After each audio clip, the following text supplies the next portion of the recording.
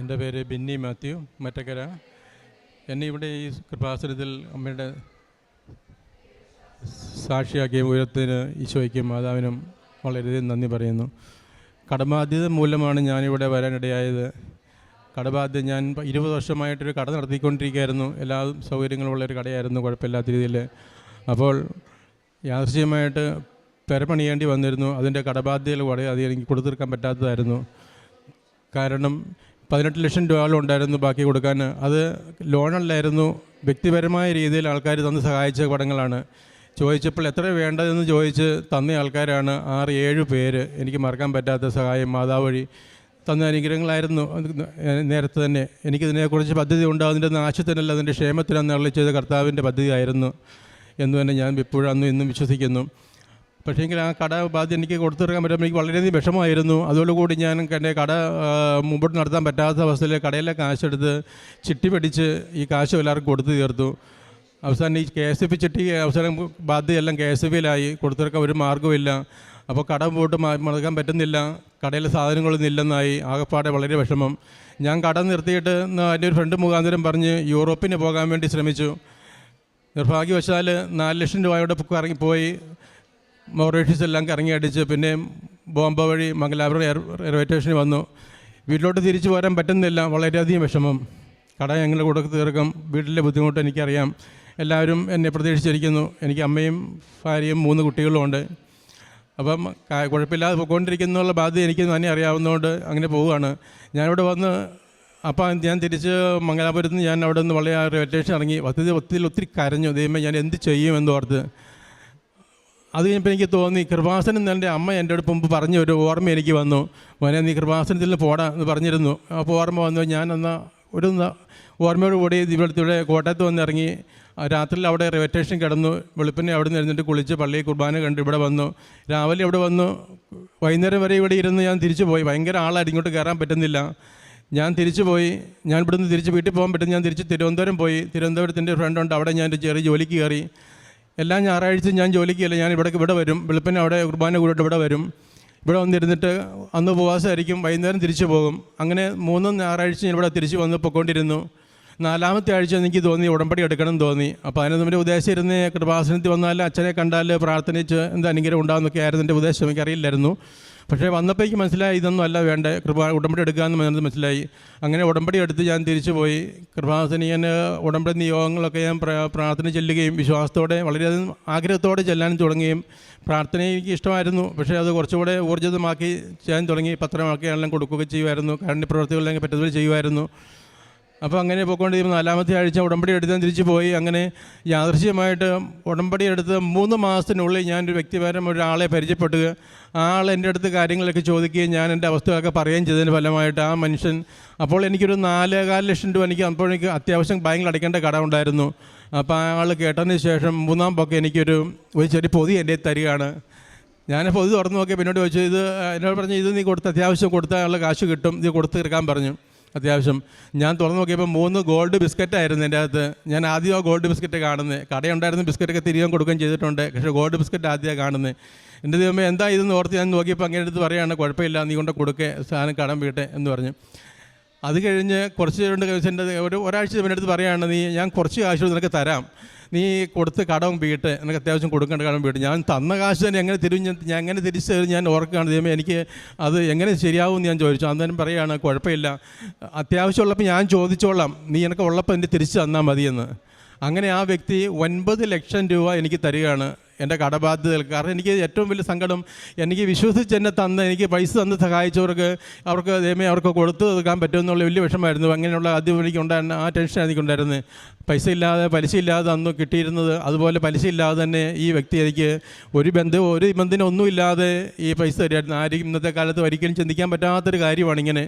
എന്തെല്ലാം രേഖകൾ കൊടുത്താൽ പോലും അവസാനം അത് കൈക്കലാക്കാൻ നോക്കുന്ന അവസ്ഥയൊക്കെ ഉണ്ട്, നമുക്ക് എത്രയോ കേട്ടിരിക്കുന്നു. പക്ഷേ ഇങ്ങനെ ഇത്രയോ ഒരു ഇടപെടിയില്ലെങ്കിൽ ചിന്തിക്കാൻ പറ്റത്തില്ല. എൻ്റെ ദൈവമേ ചിന്തിച്ചാൽ അർത്ഥമില്ല, ചിന്തിക്കുക എന്നെ പറയല്ലേ. ദൈവത്തിൻ്റെ അനുഗ്രഹം കൊണ്ട് മാത്രം. ഇവിടെ ഒന്ന് ഉടമ്പടി എടുത്തതിന് ശേഷമാണ് ഇതിൽ സംഭവിച്ചത്. അതിനുശേഷം ഇങ്ങനെ പൊയ്ക്കൊണ്ടിരിക്കുകയാണ്. പക്ഷേ അതിന് വലിയൊരു പനഞ്ചല്ലേ എന്നതിന് മുമ്പ് എനിക്ക് കുടുംബത്തിൽ സമാധാനം എന്നുള്ളതില്ലായിരുന്നു. അപ്പോഴും അസ്വസ്ഥതയായിരുന്നു, സാമ്പത്തിക ടെൻഷനായിരുന്നെങ്കിലും ഇതിനൊക്കെ ഇങ്ങനെ നടത്തിക്കൊണ്ടിരുന്നത്. ഈ ഉടമ്പടി എടുത്തതിന് ശേഷം സമാധാനം എന്നുള്ള അനുഭവിക്കാൻ പറ്റി. പരസ്പരം സ്നേഹവും ഐക്യവും സന്തോഷവും മക്കൾ തമ്മിലൊക്കെ ആണെങ്കിലും അവർക്കൊക്കെ ആണെങ്കിലും പരസ്പരവും സമാധാനം കൈവന്നപോലെ എനിക്കത് അനുഭവിക്കാൻ പറ്റി. പരസ്പരവും സ്നേഹം ഏറ്റവും വലിയ അനുഗ്രഹം അതാണ്. കുടുംബ സമാധാനം, പരിശുദ്ധാത്മാവിൻ്റെ കൃപ, മാതാവിൻ്റെ അനുഗ്രഹം മാത്രമാണ്. എനിക്ക് പ്രാർത്ഥനയിൽ എനിക്ക് എന്തെങ്കിലും മാതാവിനോട് ജപമാല എനിക്ക് വലിയ കാര്യം എനിക്ക് അത്ര ഇല്ലായിരുന്നു കേട്ടോ, എനിക്ക് ഉള്ളത് പറഞ്ഞാൽ. പക്ഷേ ഉടമ്പടി എടുത്തതിന് ശേഷം എനിക്ക് മനസ്സിലായി ഒരു അമ്മ വീട്ടിൽ എത്രമാത്രം സ്ഥാനമുണ്ടോ അമ്മ ഒഴിച്ചു നിൽക്കാൻ പറ്റത്തില്ല. അതുപോലെ തന്നെയാണ് ഉടമ്പടിയിൽ നമ്മൾ നിലനിൽക്കണമെങ്കിൽ സഭയിൽ മാതാവിനെ നമുക്ക് ആവശ്യമാണ്, കുടുംബത്തിൽ ആവശ്യമാണ്, ജീവിതത്തിൽ ആവശ്യമാണ്. മാതാവിൻ്റെ സഹായം വേണം എന്നുള്ളൊരു ബോധ്യം എനിക്ക് അത്ഭുതകരമായിട്ട് രീതിയിൽ എനിക്ക് എൻ്റെ മനസ്സിലുണ്ടാകുകയും എനിക്കത് തീക്ഷ്ണതയോടെ മാതാവിനോട് പ്രാർത്ഥിക്കാനും എപ്പോഴും ചുമ്മാ നടക്കുമ്പോഴാണെങ്കിലും നന്മ നിറഞ്ഞ മറിയുമേയും ചൊല്ലി പ്രാർത്ഥിച്ച് നടക്കാനുള്ളൊരു കൃപ സന്തോഷത്തോടെ അത് എനിക്കൊരു എനിക്കിപ്പോൾ അതുപോലെ ഞാൻ അച്ഛൻ്റെ ബഹുമാനപ്പെട്ട ജോസച്ചൻ്റെ ടോക്കുകൾ കേൾക്കുകയും ധ്യാനങ്ങൾ വളരെ സന്തോഷത്തോടെ കേൾക്കുകയും നന്ദി പറയുകയും ഒത്തിരി സങ്കടം കേൾക്കും. പ്രാർത്ഥനയിലൊക്കെ അറിയാതെ കരഞ്ഞു പോകും സന്തോഷം കൊണ്ട്. ദൈവം അനുഗ്രഹമാണല്ലോ എന്നോർത്ത് ഈ അച്ഛൻ്റെ അനുഗ്രഹം എന്തുമാത്രം മനുഷ്യർ അനുഭവിക്കുന്നു, ഞാനും അതിനൊരു ഭാഗമാകായല്ലോ, എന്നെ അനുവദിച്ചല്ലോ ദൈവമേ എന്നോർത്ത് നന്ദി മാത്രമേ എപ്പോഴും പറയാൻ പറ്റുന്നുള്ളൂ. അതുപോലെ തന്നെ വലിയൊരു അനുഗ്രഹം എൻ്റെ മോള് പ്ലസ് ടു കഴിഞ്ഞ് നല്ല മാർക്കുണ്ടായിരുന്നു, ഫുൾ A+ ഒക്കെ ആയിരുന്നു, നല്ല മാർക്കുണ്ടായിരുന്നു. അവൾ ഡിഗ്രി കഴിഞ്ഞല്ലോ, പ്ലസ് ടു കഴിഞ്ഞപ്പോഴത്തേനും അടുത്ത കോഴ്സ് പഠിക്കാൻ വേണ്ടി ഇരുന്നപ്പോഴത്തേനും എൻ്റെ ഇടവകയിലുള്ളൊരു എൻ്റെ ഇടവേളിലുള്ള ഒരു വൈദികൻ എന്നെ വിളിച്ച് ചോദിക്കുകയാണ്, എടാ നിൻ്റെ കൊച്ചിനെ ഇങ്ങനെയൊക്കെ നല്ല മാർക്കുണ്ടല്ലോ അറിഞ്ഞല്ലോ, അവൾക്ക് ഇനി ഇങ്ങോട്ട് പഠിപ്പിക്കണ്ടേ, നിൻ്റെ ഈ കാശൊക്കെ ഇങ്ങനെ ഉണ്ടോ, ഞാനൊന്ന് നിന്നെ ഒന്ന് ഹെൽപ്പ് ചെയ്യട്ടെ. ഞാൻ പറഞ്ഞു അച്ഛാ അങ്ങനെ അച്ഛനങ്ങ് തോന്നുന്നുണ്ടെങ്കിൽ മാതാവിൻ്റെ അനുഗ്രഹം മാത്രമായത്, അല്ലെങ്കിൽ അച്ഛനെനിക്ക് തോന്നുന്നില്ല, എനിക്കറിയില്ല, സന്തോഷം എന്ന് പറഞ്ഞ് ദൈവാനുഗ്രഹത്തിൽ അച്ഛൻ്റെ ഇടപെടൽ മുഖാന്തരം അവർക്ക് ഒക്യുപ്പേഷൻ തെറാപ്പി മണിപ്പാലിൽ ചേർന്ന് പഠിക്കാനായിട്ടുള്ള അനുഭവം ദൈവം തന്നു. അതിന് നന്ദിയോടെ ഓർക്കുന്നു, മാതാവിന് നന്ദി പറയുന്നു. അതുപോലെ ഈ കഴിഞ്ഞ ഒക്ടോബറിൽ 28-ാം തീയതി എനിക്ക് പിന്നെയും ഒരു സാമ്പത്തിക ബുദ്ധിമുട്ടുണ്ടായി. 4,15 ലക്ഷം രൂപയോളം കടമുണ്ടായിരുന്നു, 4,45 ലക്ഷം രൂപ. അപ്പോൾ ഞാൻ ആ സമയത്ത് ഒരു ക്ലാസ് നമ്മുടെ പത്രത്തിൽ, ഉടമ്പടി പത്രത്തിൽ ഞാനൊരു സാക്ഷ്യം കേട്ടു. സാലിയമ്മ ജോസഫ് മുട്ടാറിൻ്റെ ഒരു സാക്ഷ്യം, ഒരു ജപ്തി നോട്ടീസിൻ്റെ സാക്ഷ്യം. ഞാനത് ഓർത്തിട്ട് ദൈവമേ നന്ദി പറഞ്ഞു, ഈശോയെ അവർക്ക് എനിക്കുണ്ടായല്ലോ നന്ദി പറഞ്ഞു. അത് കഴിഞ്ഞപ്പോൾ എനിക്ക് ഈ സാക്ഷി എൻ്റെ മനസ്സിൽ പിന്നെയും തോന്നുകയാണ്. ഞാനത് പിന്നെയും എടുത്ത് വായിക്കുമായിരുന്നു, പല പ്രാവശ്യം വായിച്ചത് 2-3 ദിവസമായിട്ട്. അപ്പോൾ ആ സമയത്ത് എൻ്റെ തോന്നാൻ കാരണം എൻ്റെ അടുത്ത് മനസ്സിൽ തോന്നുകയാണ്, നീ ഇന്ന ആളുടെ ചോദിക്കുന്നു, അയ്യോ ഞാൻ ചോദിക്കും, അയ്യോ ആ ആൾ ചോദിച്ചാൽ തരുന്ന ആൾ, അയ്യോ അത് ശരിയാകുകയല്ലോ എനിക്ക് തോന്നുന്നു. എനിക്ക് ഏകദേശം ഒരു ധാരണ അങ്ങനെ ഇല്ലായിരുന്നു. പക്ഷേ എന്തെങ്കിലും പിന്നെയും തോന്നുന്നു, നീ ചോദിക്കുന്നു എന്നാൽ എനിക്ക് വേണ്ട, എന്ന് ഒരാഴ്ച കഴിഞ്ഞ് ചോദിക്കാം എന്ന് വിചാരിച്ചു. ഞാൻ ഒരാഴ്ച കഴിഞ്ഞ് ദൈവമേ അത് ശരിയാകുകയാണെങ്കിൽ എന്നെ ചെയ്യുന്നത്, ഞാൻ പ്രാർത്ഥിച്ചു. ഒരാഴ്ച കഴിഞ്ഞ് ചോദിക്കേണ്ട, ഒരാഴ്ച ദിവസം പ്രാർത്ഥിച്ചുകൊണ്ടിരുന്നു, ആ വ്യക്തിയെ അനുഗ്രഹിക്കണേ എന്ന് പ്രാർത്ഥിച്ചുകൊണ്ടിരുന്നു. ഒരാഴ്ച കഴിഞ്ഞ ദിവസം ഞാൻ ആ വ്യക്തിയോട് വിവരം പറഞ്ഞു, എനിക്കിങ്ങനെ ഒരു അത്യാവശ്യ കാര്യം ഉണ്ടായിരുന്നു, ഇച്ചിരി സാമ്പത്തിക ബുദ്ധിമുട്ടുണ്ടായിരുന്നു. എത്രയുണ്ടെന്ന് ചോദിച്ചു. ഞാൻ ഒരു 4.5 ലക്ഷമായിരുന്നു. ഞാൻ കണക്ക് കൂട്ടി അത്യാവശ്യം അത്രയുണ്ട്.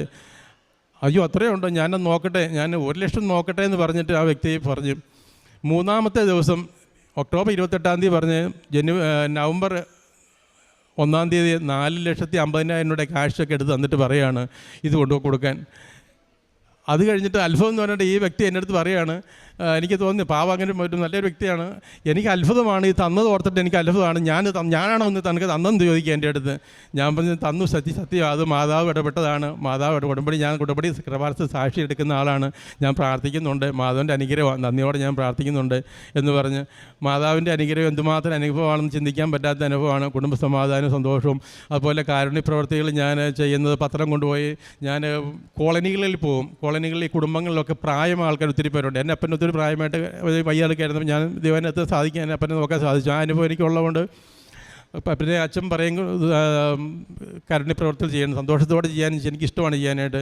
ഞാൻ കോളനി വഴി എന്ന് പ്രായമായ ആൾക്കാരുണ്ട്, ഒത്തിരി ദാടി മുടിയൊക്കെ വളർത്തി. ആദ്യം ഞാൻ പേടിച്ച് കൊണ്ട് വ്യക്തിയെ കണ്ടപ്പം മാനസികരോഗിയെ പോലും ആണെന്ന് ഓർത്ത് പോയിട്ടുണ്ട്. അതുപോലത്തെ അവസ്ഥയുള്ള ആൾക്കാരൊക്കെ ആയിരുന്നു. പക്ഷേ അവരൊക്കെ അങ്ങനെയല്ലായിരുന്നു, ശുശ്രൂഷിക്കാൻ ആളിൽ മറ്റാഞ്ഞ ഒരവസ്ഥയൊക്കെ ആയിരുന്നു.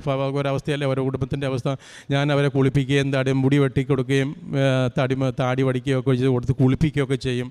അങ്ങനെ ഞങ്ങൾ പല ആൾക്കാർ അങ്ങനെ ചെയ്യാറുണ്ട്. അപ്പോൾ അവിടെ ഇടയ്ക്ക് ഞാൻ പോകാറുണ്ട്, പോയി കാണും. ഞാൻ അതുപോലെ നവജീവനിൽ ഞാൻ പോകുമായിരുന്നു. അങ്ങനെയൊക്കെ എനിക്ക് ദൈവത്തിൻ്റെ അനുഗ്രഹം കൊണ്ട് മാതാവിൻ്റെ കൃപയിലേക്ക് പോകാൻ സാധിക്കുകയൊക്കെ ചെയ്യുന്നുണ്ട്. വലിയ അനുഗ്രഹത്താൽ ഉടമ്പടി എടുത്തതിന് ശേഷമാണ് എനിക്ക് കൂടുതൽ ആത്മാർത്ഥത്തോടെ ദൈവമേ എന്ന് ഓർത്ത് നന്ദി പറഞ്ഞ് പ്രാർത്ഥിക്കാനും കൂടുതൽ ഉടമ്പടിയിൽ ഒരു ഭാഗമാക്കാൻ ദൈവമേ എനിക്ക് ഇടയ്ക്കുള്ള ഭാഗ്യം കിട്ടിയല്ലോ എന്ന് വളരെ നന്ദിയോടെ ഞാൻ ഓർക്കുന്നു. അതുപോലെ തന്നെ എല്ലാ കാര്യങ്ങളിലും നന്ദിയോടെ സ്തുതിക്കുന്നു. മാതാവിനും ഈശോയ്ക്കും നന്ദി, ആയിരം നന്ദി, പറഞ്ഞാൽ തീരാത്ത നന്ദി അർപ്പിക്കുന്നു. അതുപോലെ കഴിഞ്ഞ ജപമാല റാലിക്ക് എനിക്ക് കൂടുതൽ വലിയൊരു ആഗ്രഹമായിരുന്നു, എനിക്ക് സാധിച്ചില്ല.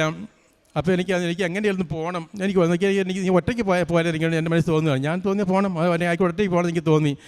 ഞാൻ ഇന്നലെ കഴിഞ്ഞ ആഴ്ച പറഞ്ഞ് ഞാൻ തീരുമാനിച്ചതാണ് ഞാൻ ഈ ഞായറാഴ്ച എനിക്ക് പോകണം എന്നുള്ളത്. ഞാൻ എൻ്റെ മോനോട് പറഞ്ഞു, അവൻ +2 കഴിഞ്ഞ്, മൂത്ത മോനെ നഴ്സിംഗ് ബാംഗ്ലൂർ പഠിക്കുന്നു, രണ്ടാമത്തെ മോൻ ഡിഗ്രി കഴിഞ്ഞിട്ട് ഇപ്പോൾ നിൽക്കുന്നു, ജർമ്മൻ കോഴ്സ് പഠിച്ചുകൊണ്ടിരിക്കുന്നു. അവനുണ്ടായിരുന്നു. അവൻ്റെ അടുത്ത് പറഞ്ഞിട്ട് എനിക്കിങ്ങനെ ആഗ്രഹമുണ്ട് കൃപാസനത്തിൽ പോകണം, എനിക്കിങ്ങനെ ജോമാലയിൽ പോകണം. അവിടെ പറഞ്ഞു അവൻ്റെ ഒരു ആവശ്യം കൊണ്ട് എനിക്ക് അന്ന് വരാൻ പറ്റാഞ്ഞത്. അപ്പോൾ അവനോട് പറഞ്ഞപ്പോൾ അവൻ പറഞ്ഞു ഞാൻ വരാമെന്ന് പറഞ്ഞു. എന്നാൽ കൊള്ളാം, ആയിക്കോട്ടെ, നീ വരാൻ പറഞ്ഞു. അപ്പോൾ ഞാൻ 2 സ്റ്റാൻഡ് വിളക്കൊക്കെ മേടിച്ച് ഇന്ന് വെളുപ്പിനെ ഞങ്ങളിവിടെ 3 മണിക്ക് അവിടെ നിന്ന് കോട്ടയത്ത് നിന്ന് പോകുന്നു. വെളുപ്പിന് 5 മണിക്ക് ഇവിടെ എത്തി.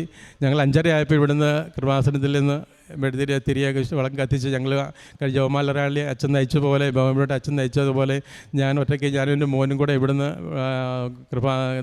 അർത്തങ്കൽ പള്ളിയിലേക്ക് അന്ന് ജപമാല പോയ വഴിയിൽ കൂടെ തന്നെ നടന്നു പോയി അർത്തങ്കൽ പള്ളിയിൽ ചെന്നു. അവിടുത്തെ നിന്ന് കുർബാനയും കൂടി ഇവിടെ വന്ന് ഈ സാഹചര്യ ധ്യാനം കൂടി ഇപ്പോൾ സാക്ഷി ഇവിടെ ഇന്നീ ദിവസം പറയാൻ സാധിച്ചതും എല്ലാം സാധിച്ചു. വളരെയധികം നന്ദി, പറഞ്ഞാൽ തീരാത്ത നന്ദി, ആയിരം നന്ദി. ഈശോയെ സ്തുതി, മാതാവേ മഹത്വം.